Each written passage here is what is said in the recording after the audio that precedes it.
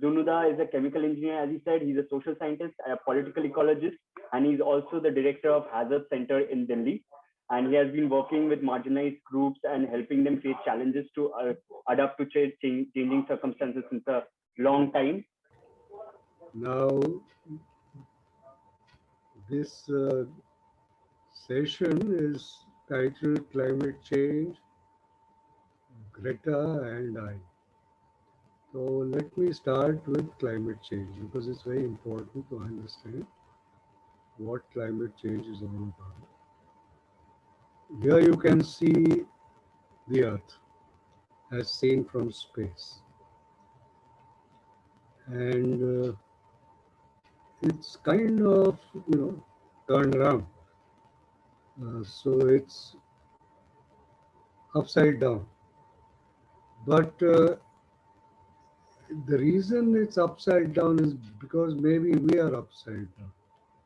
Maybe it's our view of looking which is upside down. We've never thought of Africa being the north and Europe being the south. So I'm trying to get people to understand how your own view of things may not quite be the way things are.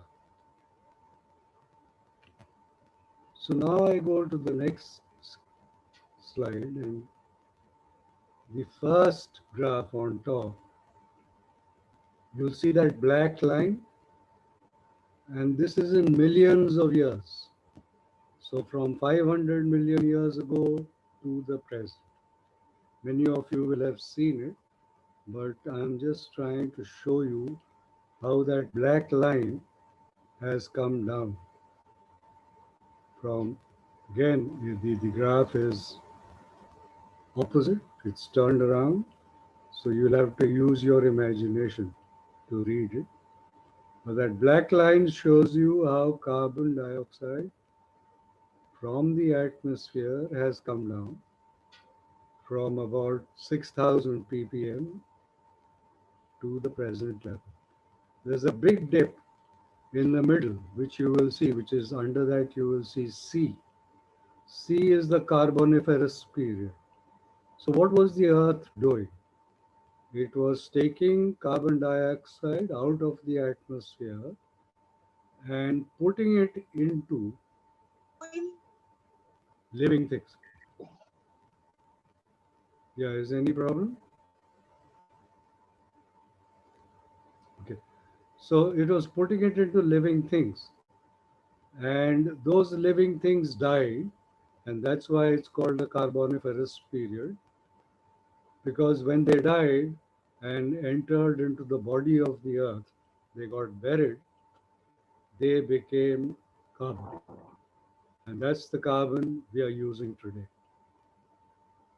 So you will see that it's over a period of 200 million years that the earth converted carbon dioxide into carbon. And if you look at the picture at the bottom, the brown one, you will see how carbon dioxide has remained relatively stable around 250 ppm over 400,000 years. This is not millions of years, this is 400,000 years. And suddenly, in the last maybe 10,000 years, and currently now, it suddenly started shooting up. And that is very visible in the last slide on the bottom right, where you will see how it has, and that's in 10,000s of years. So from millions of years to 100,000s of years to 10,000s of years, you will see how carbon dioxide is shooting up. And the reason, very simply, is that that carbon that was stored in the earth for about, well, 200 million years is today being released back into the earth, the air, into the atmosphere in 200 years. So from 200 million to 200. And if you do that, obviously, something is going to give, something is going to become unstable. And when things become unstable, you get this kind of picture. Who's the north? Who's the south? And who's telling whom what? So, in this picture, do you think that the person on the left has the right to say what he's saying to the person on the left, on the right?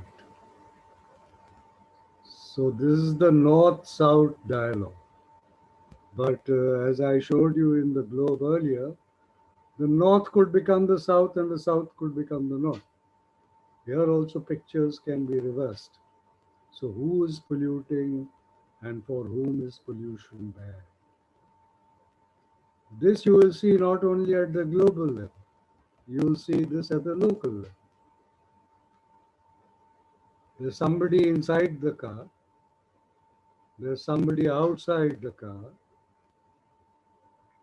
Who's telling whom that pollution is bad for you? It's a question you might want to think about because it's a social difference. And in the world of inequalities, who has power, who does not have power, is something that should be staring you in the face, I hope. Now let's look at the next slide.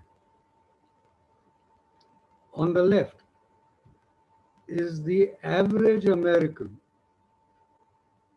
the average, not the rich American, the average American and his footprint on the earth. That is the amount of carbon that that person is consuming, and therefore the amount of carbon dioxide that is being emitted into the air. You will notice the chest is only 54 inches. If you look at the toe, near the toe of this American, you will find the average Indian,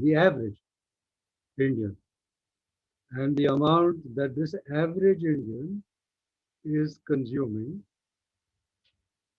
in terms of carbon, and therefore the amount of carbon dioxide that the average Indian is releasing into the air.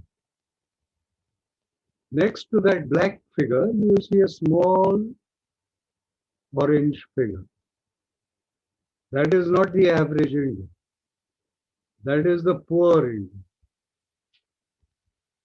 which means that 80% of our population is consuming that amount of carbon and releasing that amount of carbon dioxide into the air. And right next to that brown figure is a green figure. That is what scientists say should be the amount, that's the maximum amount of carbon a human being on earth can consume if the earth is to remain stable.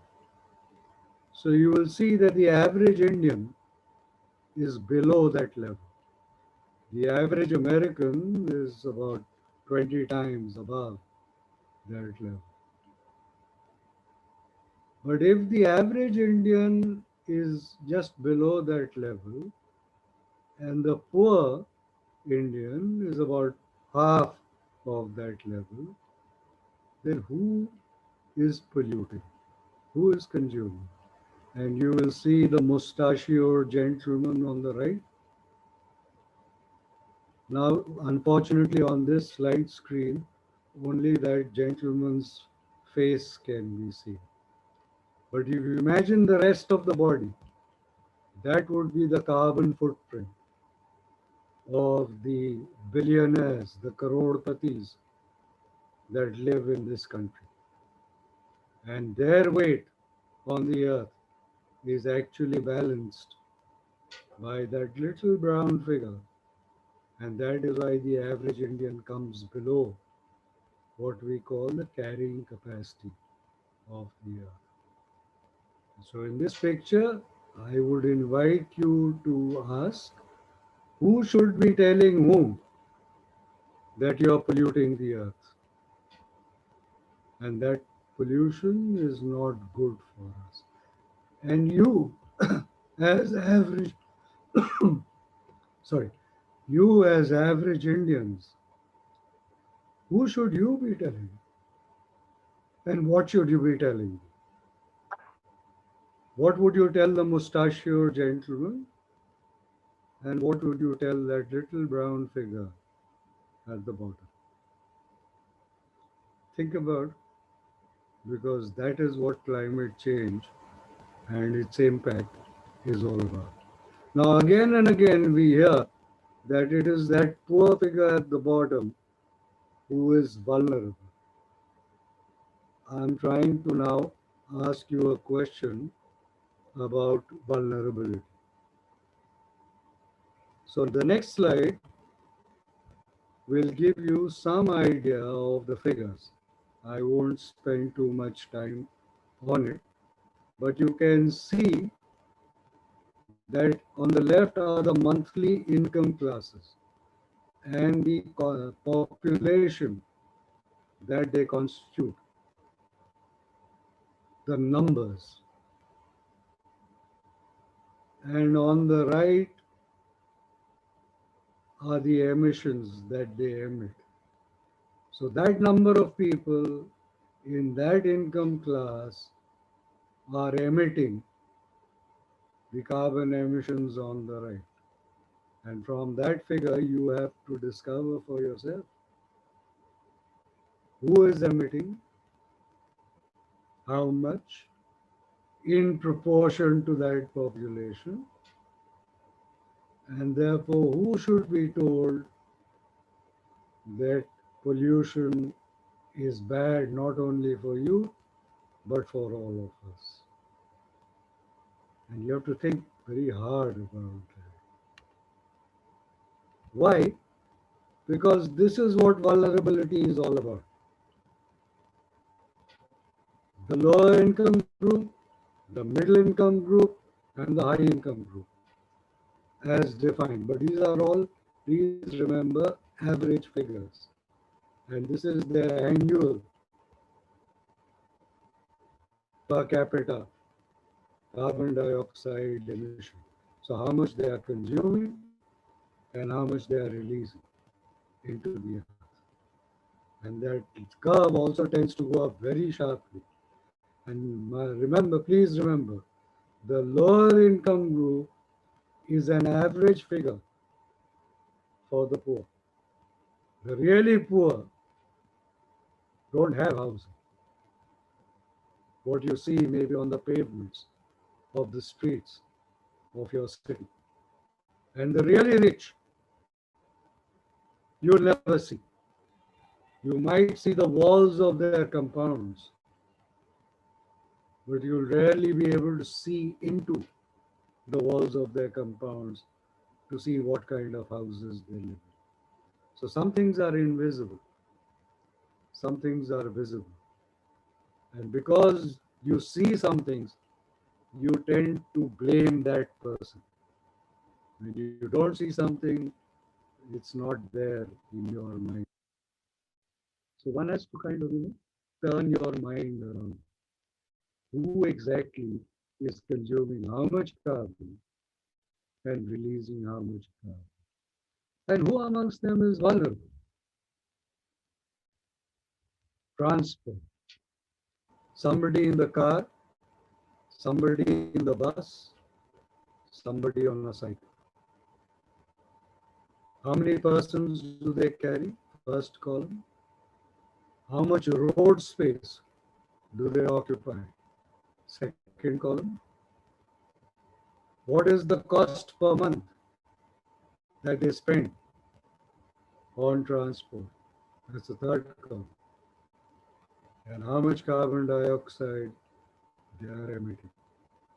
So what does that tell you? What does that tell you about who is sustainable and who is not sustainable. And when you talk about sustainability, who should you be talking with? Who should you be learning from? Should you be learning from that person at the top, or should you be learning from the person at the bottom? What is your aspiration? To own a car or to own a cycle? Think about it. What's your dream? What is your vision? What do you want for your children and your children's children? What do you want for your grandparents? Please think about it. Often the person on the cycle is regarded to be helpless, poor, vulnerable. So let's take a look at that. Here is a city which is flooded. Who do you think is vulnerable? The person walking or the person in that car? Who do you think has got stuck? Who do you think is helpless? Who do you think can still live life? Who should be telling whom you are polluting the earth? Let's take another picture. This is the sea coast in Goa. When the oceans rise a meter, 1 meter, 2 meters, because of global warming, who do you think is going to be vulnerable? The person in the boat, person in that armchair.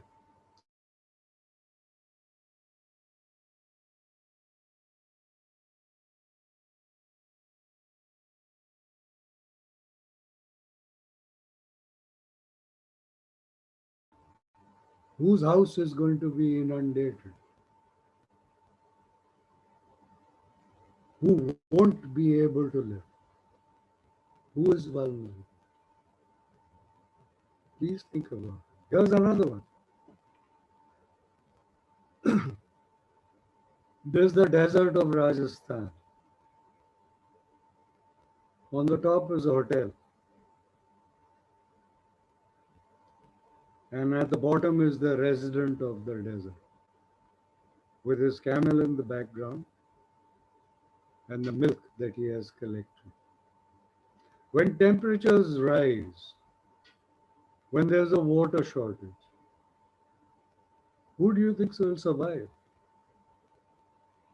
Who do you think is going to run away? Who do you think will search and look for colder climates? Who is vulnerable? Who is helpless? I hope you're thinking about it. Let's come to Greta. We have done climate change. This is the history of Greta. When Greta found that climate change was going to affect her, what did she do? Did she start switching off the lights in her house? Did she start using less water? Did she start walking? Or did she take an aeroplane to go to the US? She did nothing of that. She sat outside the Swedish parliament. That's what she did. And over time, if you look at those pictures, other people joined Greta.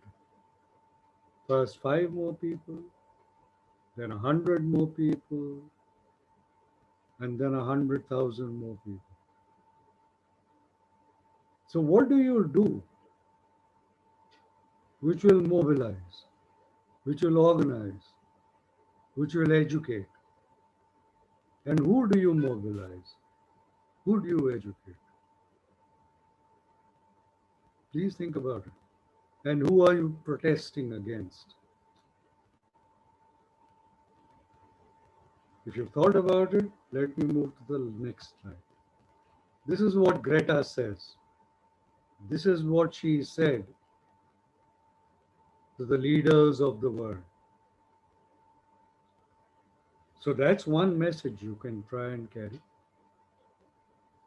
That is one message you can try and give to the Indian who has a 56-inch chest. You can try. Or you can try this.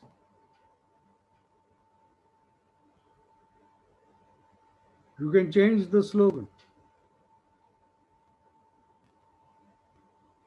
You can look at what people are doing. What are they saying? What are they saying about food, about livelihoods, about how the earth should be, about how we should live? Do you see a single rich person in that lot? Do you see yourself in that lot?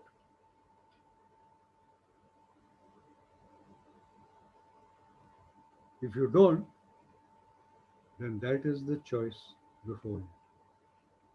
Make your choice. What are you? Whose side are you on? Are you asking for welfare? Are you asking for gifts, for grants? Or are you asking for your rights? Where are you? So when I say I, climate change, Greta, and I have to ask myself, where am I in all this? I hope some of these questions will bounce around in your heads. Hopefully, they will make you think. Hopefully, they will make you wonder, who is a terrorist? Who's terrorizing the earth? Who is not? Whose side should you be on? Where should you be? And what kind of questions, what kind of slogans, what kind of activities should you be engaging in? I'll leave it at that so that you have enough time to think about. Ask me questions if you like, comments if you have, suggestions if you have, challenges if you have, and let's see if we can move a little further. Is that okay? So over to you now.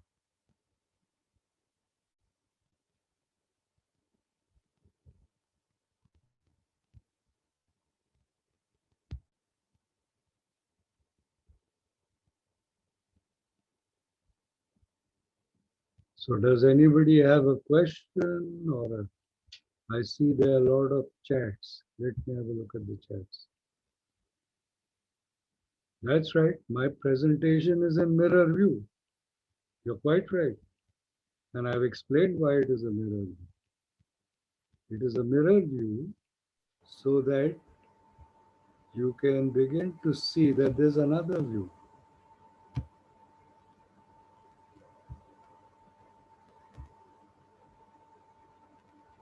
There's another way of looking at the world.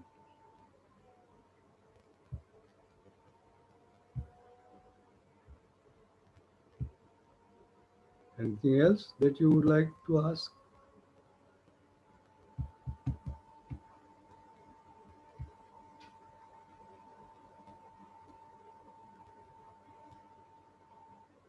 How can I make friends aware of this? What measures can you take at home? Did you see Greta taking measures at home?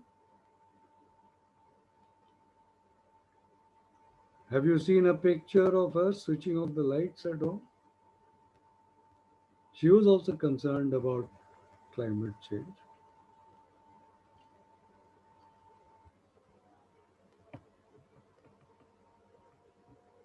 Think about that.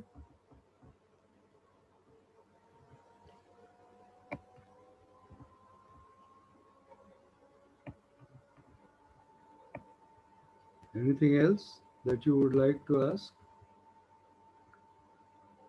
I've tried to finish in my half an hour.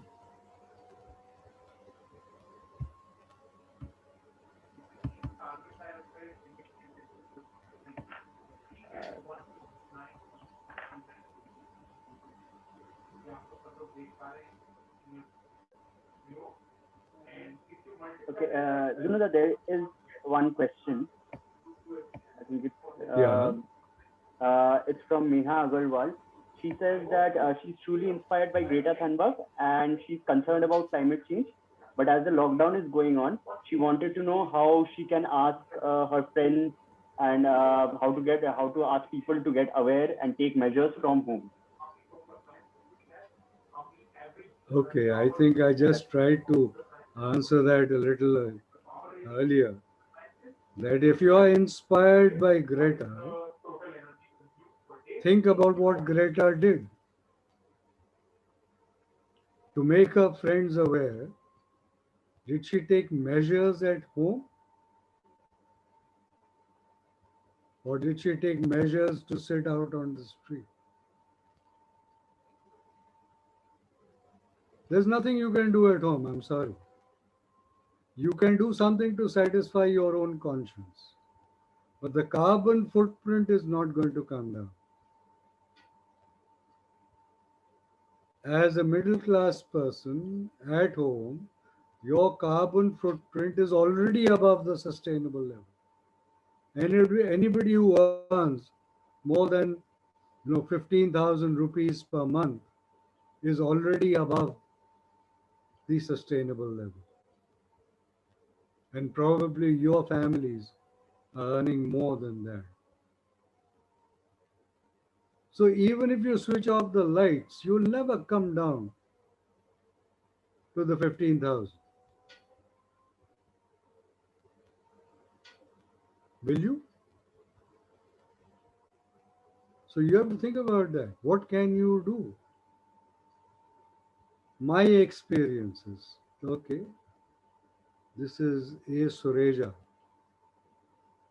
My experiences are very simple. I decided long ago that I was on the side of the poor.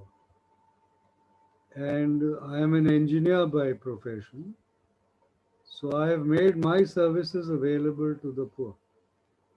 And I try and help them in whatever way I can. And I'll give you two examples which might help you understand. One from a rural area, one from an urban area. There is a mining area, or rather, I should say, there's an area in Odisha. It's a kind of border of Odisha and Andhra where you can find bauxite. Bauxite is what you make aluminium. And some big industrialists wanted to open a mine in that area. It's up in the hills so that the bauxite could be mined and then taken down to the coast and made into aluminium. So the villagers who were up in that tribal area came to me and said, "What can we do? We don't want this mine here." So I asked them, "What do you think is critical for the person who wants to set up the mine? Is it to dig the holes in the ground and take out the bauxite? Is it to make aluminium at the coast? Or is it to take the bauxite from the hills to the coast?" So they thought about it and they said it's to take the bauxite, obviously.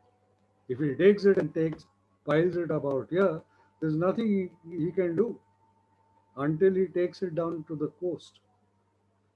So I said, okay, then that's a road. That is the road that you might want to stop. So we looked at the project report, and the project report said that a road is going to be built from the port to the mine, and it is going to be for the benefit of the people so that they can carry their produce to the local market. Yeah, makes sense.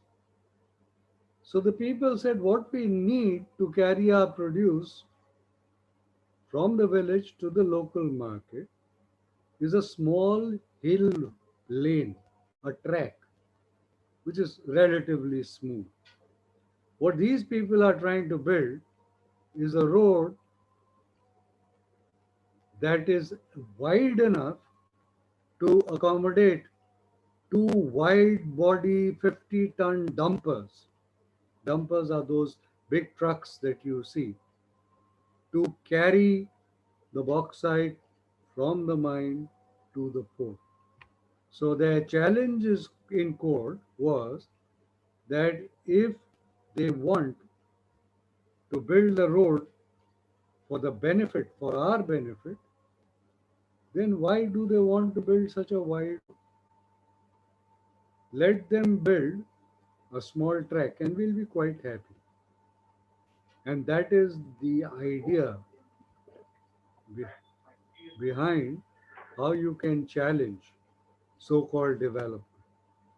They succeeded in court. The court said, yes, if it's for the benefit of the people, you don't need to build a tarmac two-lane highway. You just build a small lane. And a small lane, you can't bring bauxite down. Sir, I have a question. Yes. Sir, after listening to you, there's a very obvious thing that comes up in mind that at the end of the day, we end up in the cosmopolitan organizations like IPCC and even FCC. See, those who have a collective understanding about climate change, where even Greta has ended up and gives speeches or makes aware, makes people aware. So they have their political connotations which every country follows, and their own sovereignty makes them do what their executive or their parliament uh, goes on to or moves forward with. So how can we, it becomes difficult for us that we can do ourselves what our parts can be done. We can just as the example of Orissa you gave, but at the end of the day the greater picture doesn't get solved. How can we look forward to that? Well, that's a very good question, but I think you are still not looking at the mirror. You're not reversing the image. Okay? The reversing the image is very important. Let's face it, you are the average Indian. You're above the average Indian. You're not the average Indian. The average Indian is somebody who earns 10,000 rupees per month. That's the income of an average Indian farmer. Yeah, 1,20,000 a year. That's what they earn. And they are sustainable. That is the point I'm trying to make.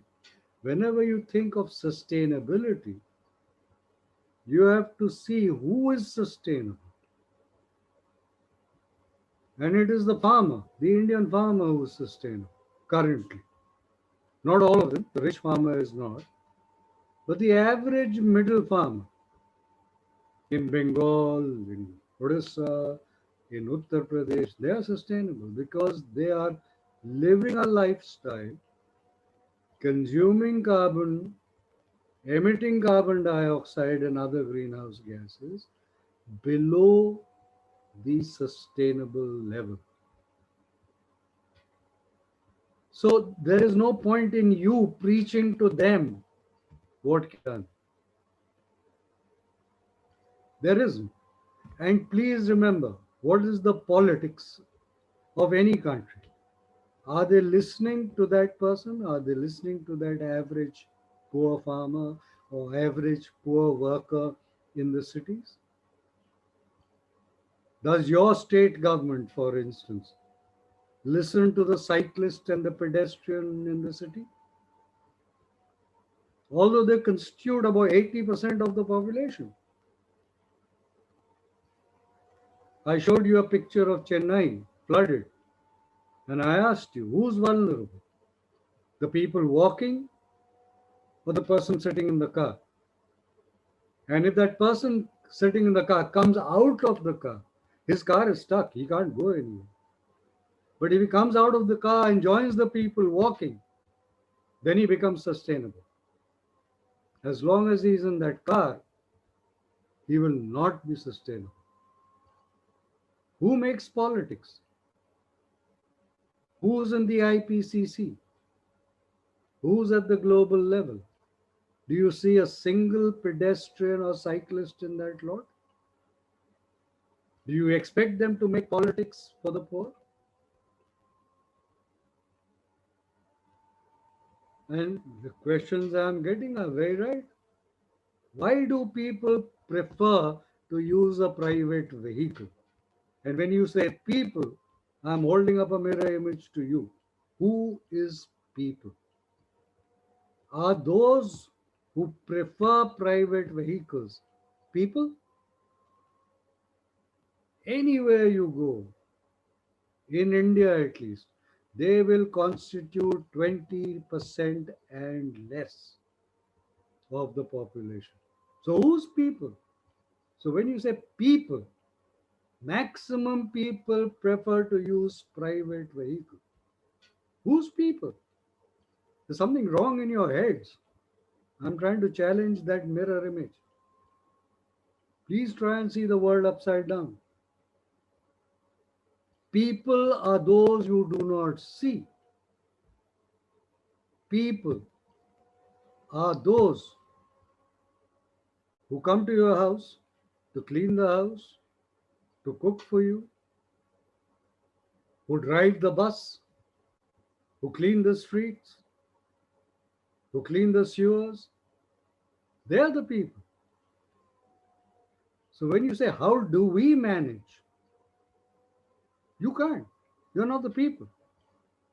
It's the people who will manage because the people are already sustainable. You, the challenge before you is, can you learn to live like them? Or are you going to continue to aspire to be like the average American? Because that is what development is. And if you think by growing plants, you're going to escape from this, I'm taking you back to that first slide I showed you. It took 300 million years for the earth to grow plants and animals and convert them into carbon, into oil and coal and gas, which you are now using. 300 million years. How many plants are you going to plant? How much do you think is going to affect or impact on carbon gases? It's all very satisfying. I'm not saying it's not satisfying. You may be very happy having planted 10 plants. Good for you. You'll feel very happy and content and satisfied. But your happiness and contentment and satisfaction is not going to change the global picture. So if Greta is your idol, did Greta plant trees? I keep asking you this question, you're not answering. Did Greta switch off the lights in her home? So can I Did say Greta something? stop using water? So each one plant one. You keep saying it because it's in your heads. Somebody has planted a virus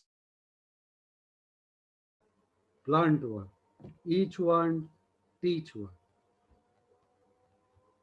Why do you accept it? It's not going to make any difference. It isn't. If 125 crore or a billion Indians each plant one tree, and that tree takes 40 years to grow and then die, and then it'll take maybe a million years to become carbon again. You think it's going to make an impact today? So when you say the situation that we have to manage, we cannot do anything. You're right. You cannot do anything. You can only repeat like puppets who have been trained, each one plant one.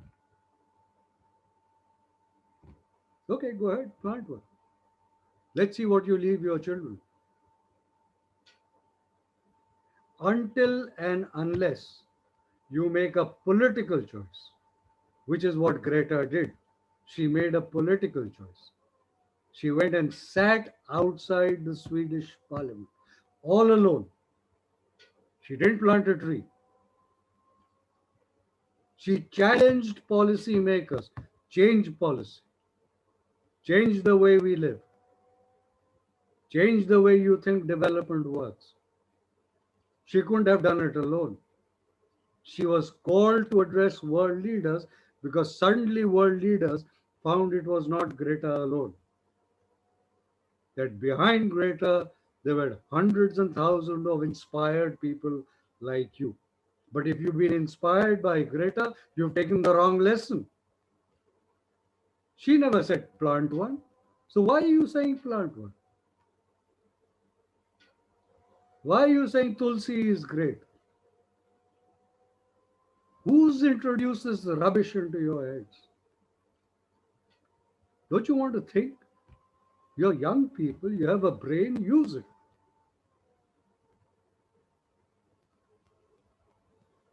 Because it's your children who are going to ask you, what did you do? Just like you're asking me, what did I do? I'm telling you what I did. I made a political choice. So will you? Whose side are you on? What do you want to do? Sorry, I'm haranguing you, but the kind of comments you are giving indicates to me that you're not thinking. You're just repeating what you've been told.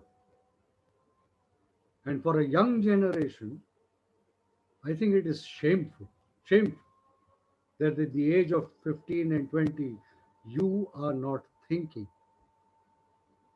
You have a brain, use it. Why are you not using it?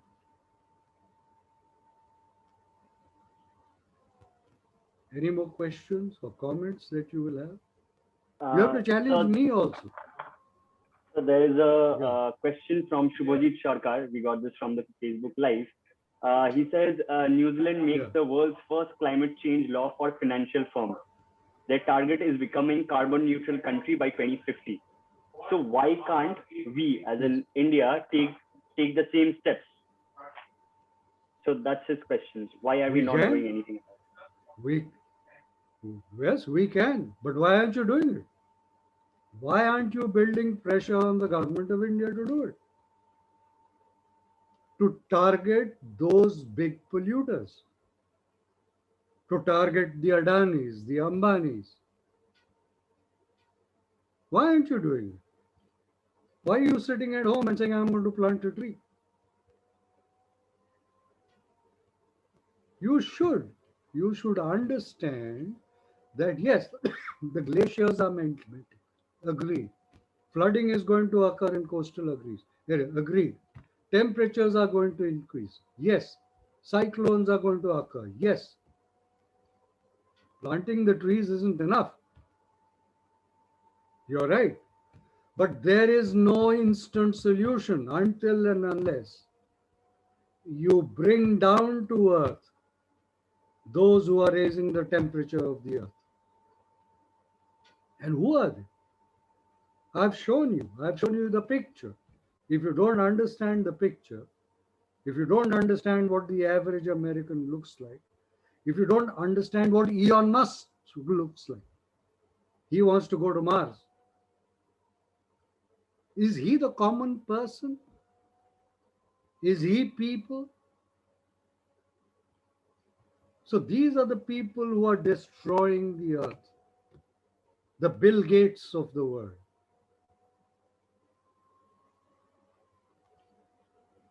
If you don't understand that, then you don't understand what happens to politics. and you don't understand who governments act on behalf of. Are governments acting on your behalf? Are they acting on behalf of the fishermen? Are they acting on behalf of the domestic maids, of the farmers? Or are they acting on behalf of the rich? They haven't got a single rich person yet in the last 30 years and punished that rich person. Not one.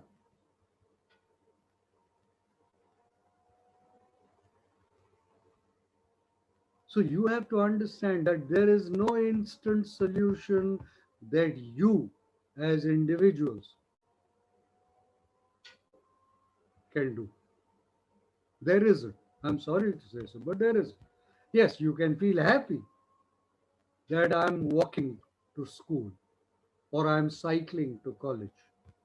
But unless you collectively demand of your city government to make a cycle path for cyclists, to make walkways for pedestrians, and in every part of the city, and take over the road from those who want to drive in cars, that's a political question.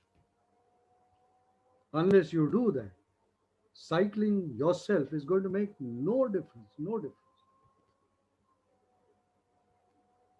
It's only when 100,000 people say we want to cycle. So you make space on the road for us. Why are you adding an extra lane for cars? Make an extra lane for cyclists. Make an extra lane for pedestrians. Watch how we will walk, how we will cycle. You have to challenge your own mind. When you say people want cars, who wants cars? Who's these people? Ask, ask the people you see. Please do, please try. Go out. Ask the people you see on the road who are walking. Ask them if they want a cycle. Ask them if they want a bus. Ask them if they want a car. They will say, according to me, I have some experience. They say, what are we going to do with the car? Who's going to pay for the petrol?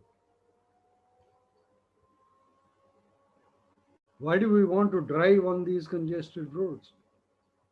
Where are we going to park the car? They're very real questions. So when you say people want cars, people want personal vehicles, it's you, it's not people. So you're putting your own idea of the world onto those whom you don't know. Unless and until you learn to interact with actual real people, you're going to live in a cocoon. And that cocoon is breaking. I'm sorry to say this, but the number of mental cases, the number of psychological cases, the amount of trauma, the amount of isolation, I think COVID will have taught you that. You can't go to school, you can't meet your friends, you can't socialize. They're telling you social distancing. It's not physical distancing, it's social distancing. They want, the policymakers want to break the bonds that keep people together. They are making you into isolated human beings, alone. And being alone is not being happy. You may make a lot of money being alone, but will you be happy? Will you be with friends? Will you be with your parents when they're in the ICU? What kind of world are we living in? And you keep asking for instant solutions. Do you see how you've been indoctrinated in school? Because this is what exams demand of you. Read the question, instant solutions. Instant. Within 1 hour, you have to read the question and write down the solution. Is this what we are learning? Is this the way we want to live? Think about it. I mean, you are going to be living with this world that you're kind of creating. You don't want to challenge. You think Greta is changing the world because she's planting trees. But she never planted a tree.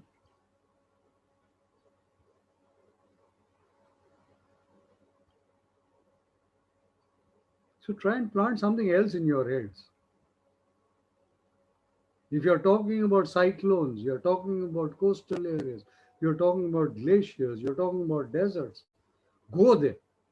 Go and see how people, actual people, real people live in those conditions. And then you will find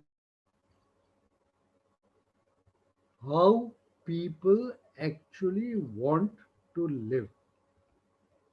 We never hear those voices. Try, try. Maybe you'll learn something new.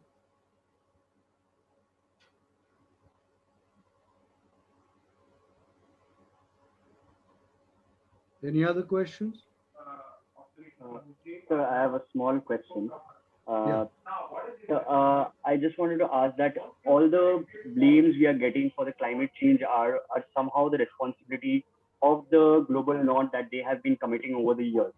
And as global south, as country who is developing, how can we balance the economic growth and our environmental challenges that we are facing right now, and all the global policies that we are and the laws we are part of? How can we balance both of them and move together towards a sustainable future? Right. So here are two more myths that have been created in your minds. You have used two words, development. We are developing. What does that mean? You want to be like that average American, which I showed you. That's your dream. Why? Because it is the American who's developed. You are not. You want to develop, so you are developing. Second is this idea of economic growth. Why do you want economic growth? Do you know what economic growth means? It means consuming more. That is what economic growth means. What does economic growth mean? GDP is going to grow. What is GDP? Is gross domestic production. Production. So you want to produce more, more, more, more. Why? Because you want to consume more, more, more. Why do you have this germ in your mind? Why do you accept that this is development, this is growth, and we must have it? Look at the data. I'm asking you to look at the data yourself. I am not proposing a utopia, which somebody has asked. What is the utopia? I am not. I'm asking you to look at reality. I'm not asking you to dream of a utopia. Did I say go and dream in your heads? No, I said go to the glaciers. I said go to the deserts. Go to the slums. That's reality. Why do you bring utopia into it? And you say you need a utopia to survive and imagine new alternative. No, you don't. You need a new conception of reality to understand how people survive. People, not you, people. If somebody can bring up a family, feed them, educate them, get them jobs on 10,000 rupees per month, why can't you? Why is your aspiration that no, I must earn 1 lakh rupee per month? See, the growth is embedded in your heads. I don't know why. Why do you accept growth? Why do you accept development? Why do you accept developing?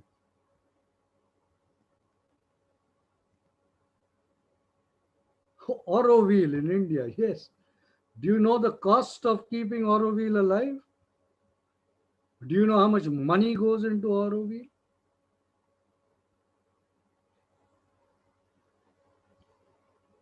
You want to go to Auroville. You don't want to go into the next village. You don't want to go into the next slum. Come and see reality. Come and see. I have seen Auroville. And I know how much money has gone into making Auroville what it is. You have to imagine a different kind of world. You're so scared. You want to go to Auroville because there are people like you. You don't want to go into the next basti, a basti which is right next door. Why? Because you're scared. You're scared of the basti. You're scared that the real answers may be there. Why are you so scared? You're the one who's dreaming utopia. I'm not. I'm saying come and see reality. The reality. It's right next to you.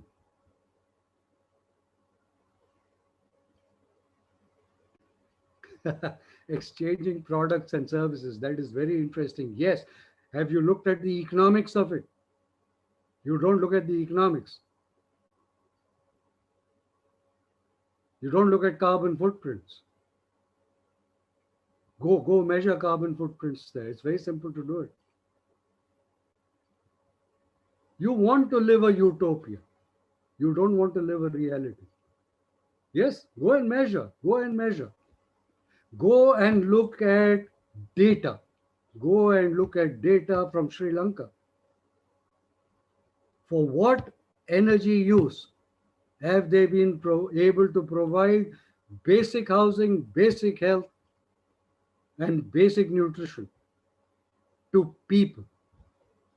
Find out. Solar energy. You think solar energy doesn't have a carbon footprint? See, myths in your heads. Solar energy. Do you know where the heavy metals come from?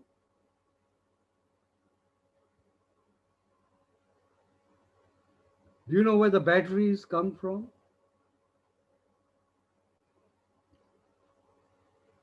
So, and you think it's within the sustainable level of the earth?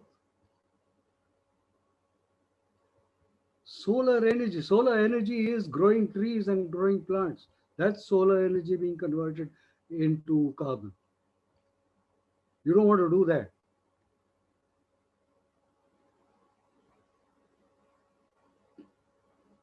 You say plant trees. A farmer plants thousands and thousands of plants every year. Thousands. You don't see that as reality.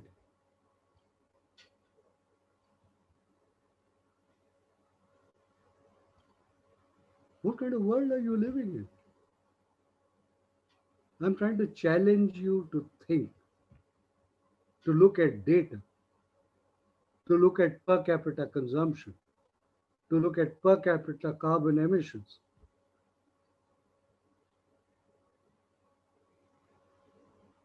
But you want dreams. I'm sorry, I can't give you dreams. I can only give you reality.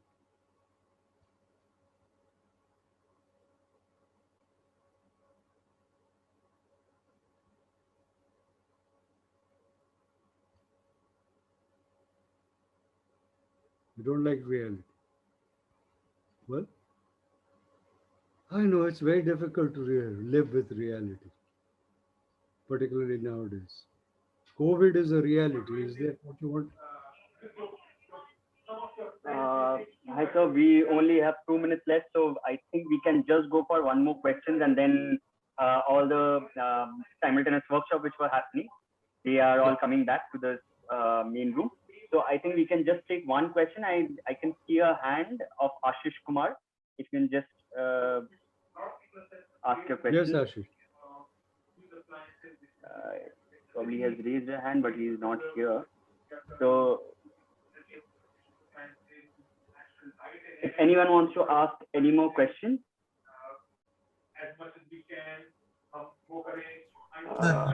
biggest contributing the most carbon footprint. So, but they're the ones who tell us to have carbon footprint. So, we pressurize them into reducing the. I didn't get that. Can you repeat that? Somebody else?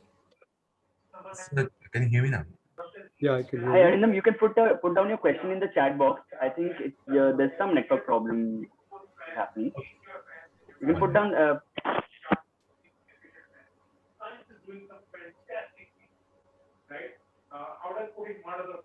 Abhishek, if you know what the question is, you can tell me. Actually, I don't know, sir. I think he'll just put it down in the chat box. Has it? Okay. There's some issue with the audio. I think he's getting some issue. Sir, I have a question. Yeah, Proshumit. Yeah, you can ask the question, then we'll take it as the last question then. Before we finish. Can you put it down Sir. and type it? Can you type? Yes, go ahead.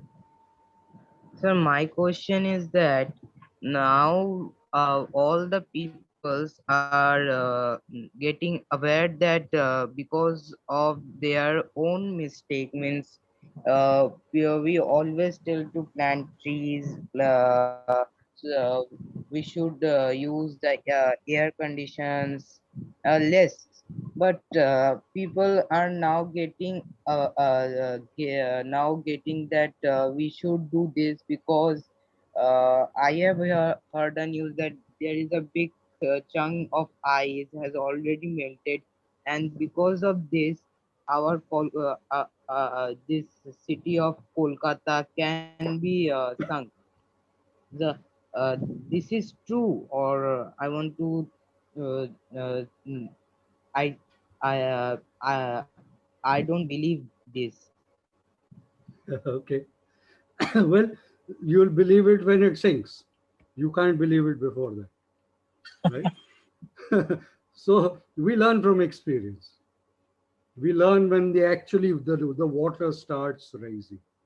We may not want to learn before that. And the the point is that can you learn from other people? Can you learn from places which are already sinking? Bangladesh, the coastal areas are already sinking. And this is Orindam, the biggest countries are the ones that contribute the most. You're right. But it's not just the biggest countries, it's the biggest individuals who also contribute the most. In India, there are 1400 crore-patis. They contribute more than the rest of India. So you can go to the US and tell them to reduce their footprint. Are they going to listen to you? You can go to the richest people in India and tell them to reduce their footprint. Are they going to listen to you? They will listen only if there are hundreds and thousands of you telling them that listen to us. That's what the farmers are doing right now, but nobody is listening to them. So until and unless mobilization takes place, and that is what you have to do. If you don't do that, you are not going to be able to move beyond your own individual dream and your helplessness. Yeah. Sorry to cut you short. Actually we are trying to bring everyone to the main room. So thank you so much for this lovely session, and it was really insightful. I actually had this question and I got that cleared, and I'm sure a lot of people had questions. I think you can send it to us. We'll send it to Dunuda and we'll answer your questions, whatever questions we are getting now. So I'll just bring everyone back to the room. Thank you so much, Dunuda, again for this lovely session. So I guess everyone is back in the main room. Hello. Yeah, I see all the participants here. Can you please mute yourself for once? So I think all the speakers are here. Yes, Abhishek, thanks. I think I see many speakers here. Yeah. Thank you so much for all your lovely session, and it was hopefully it was really insightful for all the participants here. Once again, happy Environment Day. I would just request each speaker to take a minute to share their summary of the entire workshop, and if they want to give some message in really short in 1 minute to all the participants out here. So I would like to start with Dunuda. Dunuda, if you can just share something in a minute to all the participants here. Abhishek, you can give a couple of minutes, I guess. Yeah. No, I'll take less than a minute. I don't have very much to say. I am only inviting you to think. Don't take anybody's words for granted. Think for yourself. One. Secondly, when you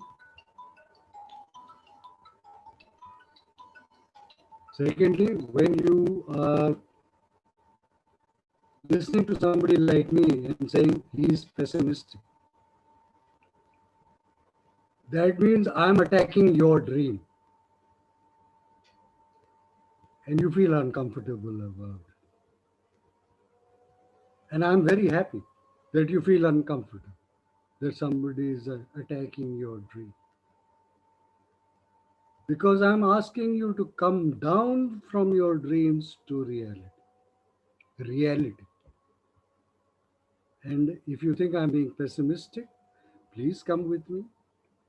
Come with me to reality, and I will show you how exciting it can be. But think about it. That's my only kind of comment. That's it. Vinay, over to you. Thank you so much, Dunuda. I would like to request Latadi to say something. Latadi, if you are here.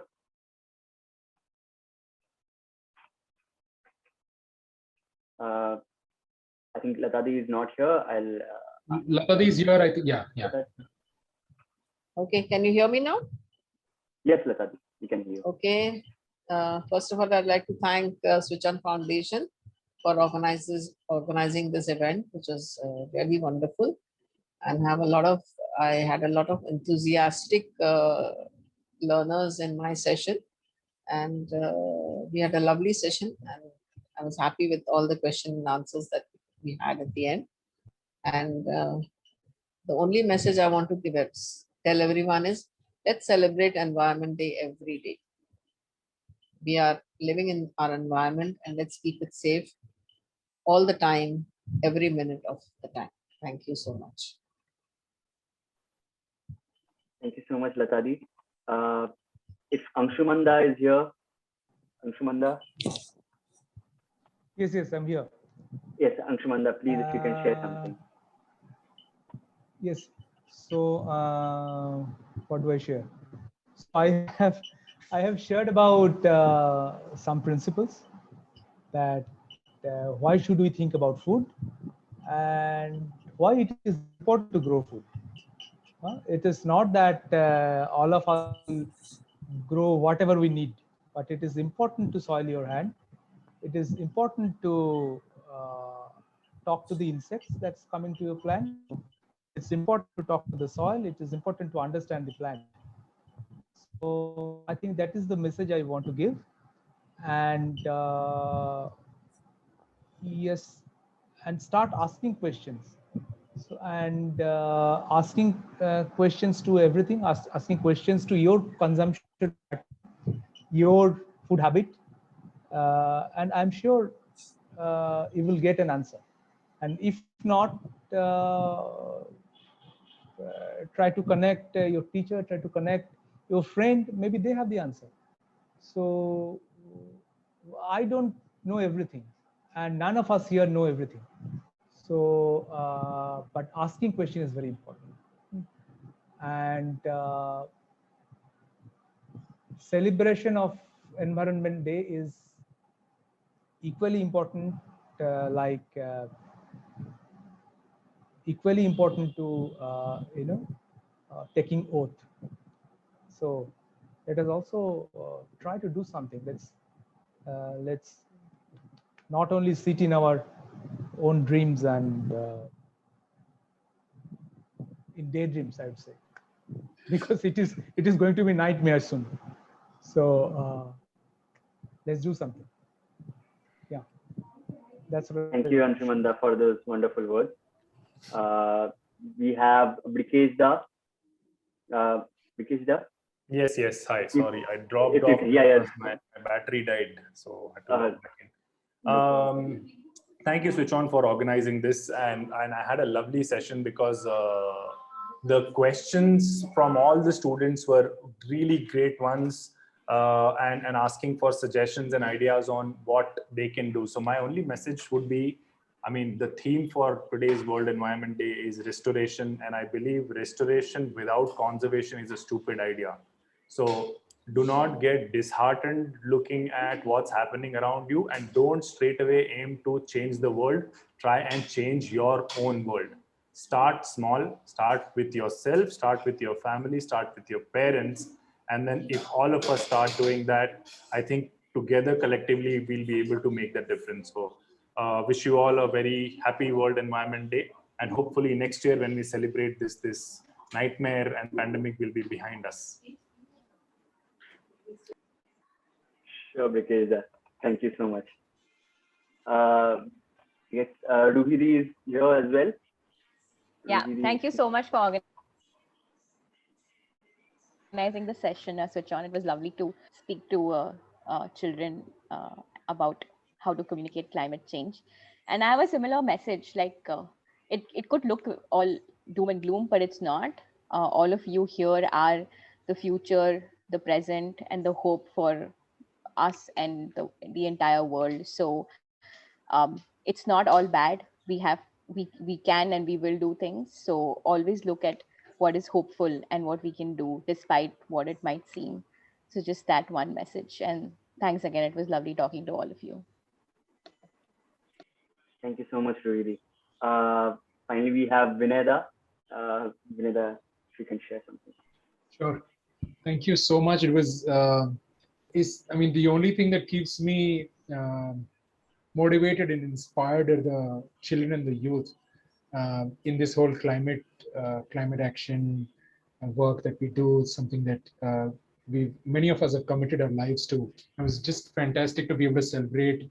आप लोग सबके साथ ये celebrate करके बहुत मजा आया. And some of the people I've always looked up to, and from the start of SwitchON days, were part of this. So thank you so much to all the speakers for taking up this time. I did a small session with energy and electricity audits. So the basic message that I want to send out to all the others who were maybe not part, who were not part of the session was key. When it is in our hands, we can take action in our hands and start making a difference. We don't have to wait for governments or corporations to do something. I'm not trying to say we should not ask them to. I'm not saying we should. I'm not saying we should not ask them to. We should, but we can already start make difference in our own hands by making the right decisions. And with electricity, just by making the right decision of taking a more efficient product, you're able to not just save money, but also care for the planet. By just conserving your electricity requirements, by just using your power, your appliances less, using more daylight and not switching on your air conditioner when you can use with जब आप बाहर के ventilation को लेकर के अपना room को ठंडा कर सकते हैं. Just those small decisions start making a very big difference in the end. So feel empowered. Don't feel कि what can I do? मैं तो कुछ नहीं कर पाऊंगा. It's such a big problem. Who am I to do anything? So start doing this, and that will rub off, and others will follow. So and you're doing this. When you do this, you're not just saving money, but you're caring for the planet. You're being a responsible citizen of the planet. You're caring for the natural world. You're caring for animals. You're caring for plants. You're caring for everyone. With just these small decisions that you take of saving electricity, of choosing a more efficient device. It's all in our hands. We can make a difference, and this is just the start. We all will be coming back to your schools, colleges. And each one of you, I really hope. And what we did was we reached out to there are multiple schools. I think close to 50, 100 schools that are participating, about 70 to 100 schools that are participating, and we'd asked between 5 to 15 participants to come. So we hope that each one of you can take these messages that you've heard from all of your trainers and take it back to your schools. Not just apply in your lives, not just make sure it's applied in your houses, it's not just applied to your schools, but you take it to all of the other students in your schools, colleges, and make sure they start applying it in their homes, in their communities. That would be just so fantastic, right? There's a domino effect that will happen. So each one of you take an oath to become a climate leader, take action, and I'm sure each one of you will make a difference. It's a beautiful world, and we all want you to live and grow up in that beautiful world. So thank you so much. I really enjoyed myself. Thank you so much again to all the students, to all the youth, all the professionals who joined, and thank you so much to the trainers for coming. I'm very, very grateful. We've come to the end of we've come to the end of the session. If any of the other trainers want to have any last comment, please feel free to. I'm sorry we won't have time from the participants. There are too many of you, but I'm seeing a lot of, please feel free to put it down in the chat box. Many of you are doing that, and many of you really enjoyed the day and have written great things about all of the sessions you've attended. It was fantastic. Thank you so much. Have a great day. Have a great year. Happy and World Environment Day for today and for the rest of your life. Thank you so much. Thank you everyone. Bye-bye.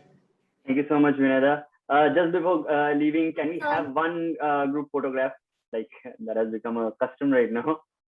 So back to the new normal. If all of you can just switch on your webcams. Abhishek, you'll have to move to multiple slides to take photographs. So there are a lot of people. So yeah, we'll keep smiling and make sure you are able to capture as many as you can. So please turn on your. Would like to know, Vinay, how many people participated in all? So Lata, I think there were over 1,000 applicants. We were only able to accommodate 500. The rest of them were able to only view one of the sessions on Facebook. But we've recorded all of this, so we'll be putting it online. But what is more exciting,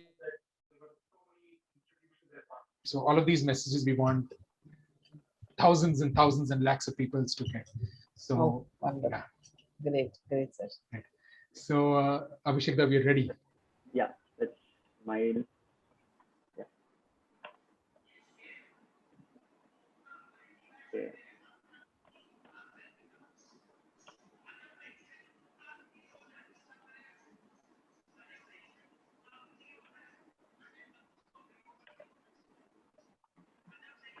There are some questions about certificates. Yes, the certificates will follow. The team will be in touch with you. The Bengal Ken team will be in touch with you for that. And there'll be follow-up also on the on other things. So keep your cameras on. I think Abhishek is still taking photographs. There's just too many people. Yeah. So whenever you're done, Abhishek, let us know, and then we can do our final goodbyes. Yes, and also let us know when should we stop laughing. We'll have our cheeks hurting by the end of this. Yes. So we have a reason to celebrate today. It's Environment Day. We have been fighting for it, so we can keep smiling. Yeah, we are done. Okay, we're done. So thank you so much. Bye bye everyone. Bye. Bye everyone. Thank you so much for coming.